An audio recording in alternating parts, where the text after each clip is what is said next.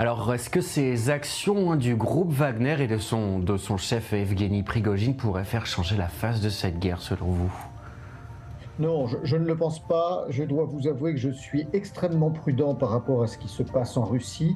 D'abord parce que depuis plusieurs semaines, nous pensions qu'il s'agissait là d'un coup monté par les Russes pour faire croire à des divisions dans leur rang. On parle dans la tradition russe du renseignement de la maskirova, le sens de la dissimulation.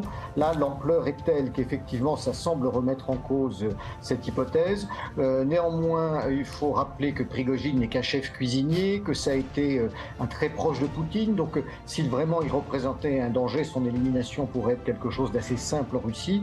Par Hmm. ailleurs, parmi l'ensemble des combattants de Wagner, une partie sont des gens libérés de prison pour des peines, on va dire, relativement minimes et qui savent très bien que s'ils étaient pris et s'ils poursuivent la rébellion, ils vont être passés au peloton d'exécution assez rapidement. Donc, il faut être encore très prudent sur l'évolution de cette crise interne qui en est probablement une.